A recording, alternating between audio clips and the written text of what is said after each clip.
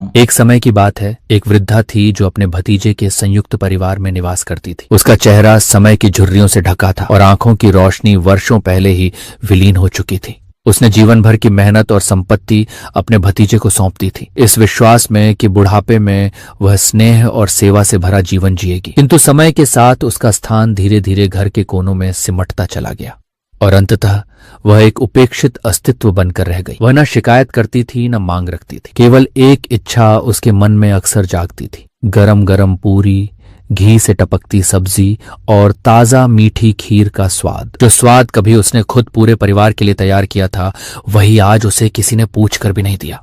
एक दिन घर में विवाह का आयोजन था। आंगन में ढोलक की थाप थी, रसोई से मसालों की खुशबू उठ रही थी और हर कोने में रौनक बिखरी हुई थी। रिश्तेदार आ रहे थे, बच्चे खेल रहे थे, परंतु उस वृद्धा की ओर न कोई दृष्टि गई, न कोई ध्यान। जैसे जैसे रात हुई, भोज का समय आया। घर के सदस्य और मेहमान सजी हुई पत्तलों पर बैठकर भोजन कर रहे थे। इधर वृद्धा अपने कोने में बैठी केवल सुगंधों को महसूस कर रही थी।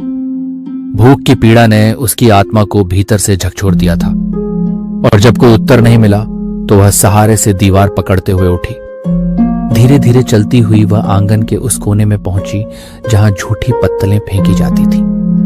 वहीं वह जमीन पर बैठ गई और भूख से व्याकुल होकर उन्हीं पत्तलों से भोजन के बचे खुचे टुकड़ों को टटोल कर खाने लगी। यह दृश्य न केवल करुणा से परिपूर्ण था, बल्कि सामाजिक संवेदनशीलता को भी झकझोर देने वाला था।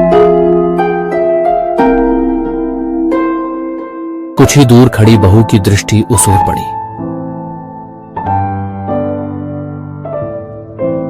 वह क्षण भर स्तब्ध रह गई। इसे वह वर्षों से केवल एक दायित्व समझती आई थी, आज उसके भीतर पहली बार मानवता जागी।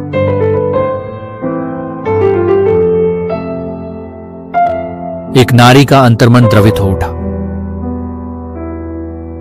रसोई में जाकर उसने तुरंत एक ताजा थाली सजाई, गर्म पूरी, साग और मिठाई से परिपूर्ण। बिना किसी औपचारिकता के वह सीधे उस कोने में पहुंची और थाली वृद्धा के सामने रख दी। उस वृद्धा ने उस थाली को हाथों से टटोला।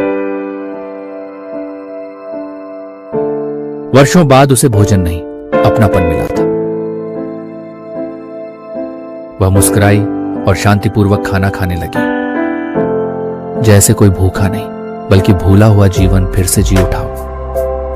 उस रात पूरे घर में सबसे मधुर और पवित्र भोज उसी कोने में हुआ, जहां पहले केवल झूठी पत्तलें बिखरी रहती थीं।